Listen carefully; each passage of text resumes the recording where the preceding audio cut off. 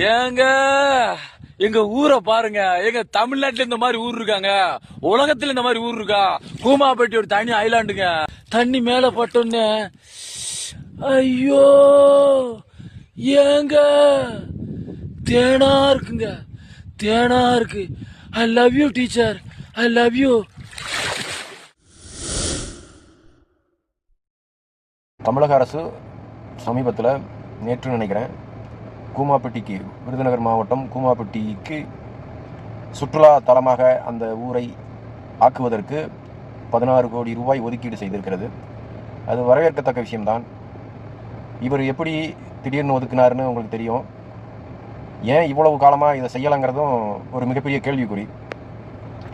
வத்திராயிருப்புக்கு அருகில் இருக்கும் கூமாப்பட்டிக்கு மேற்கே பிளவக்கல் டேம்னு ஒரு டேம் உண்டு.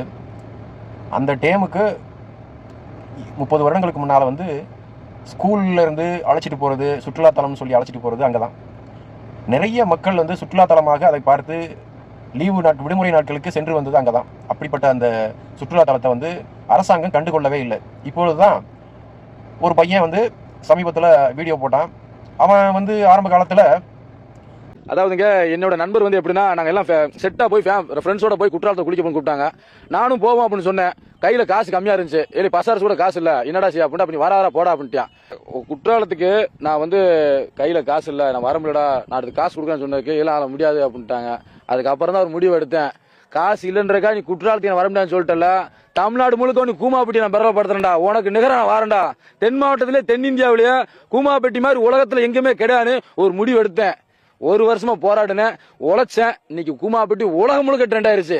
அன்னைக்கு குற்றாலத்துக்கு போக முடியல, இன்னைக்கு கூமாப்பட்டி யாராவது வர முடியும்னு உலகம் ஏங்க வச்சுட்டேன் நான். எனக்கு அதை விட ஒரு பெரிய இதுவும் கிடையாது. குற்றாலத்துக்கு என்னால போக முடியலன்னு சொல்லி ஒரு காசுக்காக என்னை புறக்கணிச்சாங்க. இன்னைக்கு கூமாப்பட்டி ஒரு தனி ஐலாண்டு, தென்னிந்தியாவில ஒரு மறக்க முடியாத ஒரு சம்பவம் ஆகிட்டேன். எனக்கு ரொம்ப சந்தோஷமா இருக்காது. தன்னுடைய நண்பர்கள் கொஞ்சம் வசதி படைத்தவர்கள் அடிக்கடி சுற்றுலா செல்வது, அப்படி போகும் நண்பர்களோட நானும் வரேன்னு சொல்ல அவங்க இவனை அழைச்சிட்டு போல. பொருளாதார சிக்கல். இவன் பார்க்குறான், நீங்கள் என்னடா செய்யறது, நானே என்னுடைய ஊரை சுற்றுலாத்தலமாக ஆக்குறதுக்கு முயற்சி பண்ணுறேன் அப்படின்னு சொல்லி அவன் இந்த வீடியோ போட அது மிக பிரபலமாகிவிட்டது அந்த வீடியோ. அதன் மூலமாக அவனும் பிரபலமாயிட்டான். இப்படித்தான் இந்த சம்பவம் அங்கே அவன் சொன்னதை வச்சு பல்லாயிரக்கணக்கான பேர் திரும்பி போயிட்டாங்க. காரணம், அவன் சொன்ன எந்த ஒரு விஷயமும் அங்கே இல்லை. சுற்றுலாத்தலமாக இருக்குன்னு சொல்லி அவன் சொன்ன விஷயங்கள் எதுவுமே இல்லை. ஏன் திடீர்னு காணாமல் போயிடுச்சா அப்படின்னா இல்லை. அது 30 வருடத்துக்கு முன்னால் இருந்தது. 30 வருடங்களுக்கு முன்னால் இருந்தது அந்த இடங்கள் எல்லாமே இப்பொழுது காஞ்சி போய் கிடக்குது. காரணம் என்னன்னா, இது யாருமே பராமரிக்கலை. நம்ம காவிரியில் தண்ணி அது கடைமடையில் போய் கடலில் போய் கலந்துரும். அதை சேமித்து வைக்க ஆள் கிடையாது. இது தண்ணீருடைய சேமிப்பு எவ்வளோ முக்கியங்கிறது அதனுடைய தேவை இருக்கிறவங்க தான் அது உணர முடியும். அதுபோல தான் இந்த சுற்றுலாத்தலமாக மாற்றணுங்கிறதெல்லாம் கூட நோக்கத்தை விட, அந்த பக்கம் இருந்த விவசாயம் காக்கப்படணும்.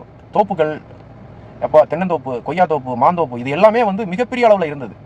அது இப்போல்லாம் எந்த நிலைமையில் கிடக்குன்னு நமக்கு தெரியல. ரொம்ப மோசமாயிடுச்சு.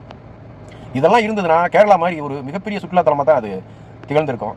அதுக்கு இவ்வளவு நாளாக இந்த அரசாங்கம் இந்த போல ஒரு சுற்றுலாத்தலத்தை இவ்வளோ நாளாக போட்டு வச்சிருந்தது, இப்படியே போட்டு வச்சிருந்தது ஒரு வருந்தத்தக்க விஷயம்னா இருந்தாலும் இப்பொழுது நிதி ஒதுக்கி இருப்பது பாராட்டுக்குரியது தான்.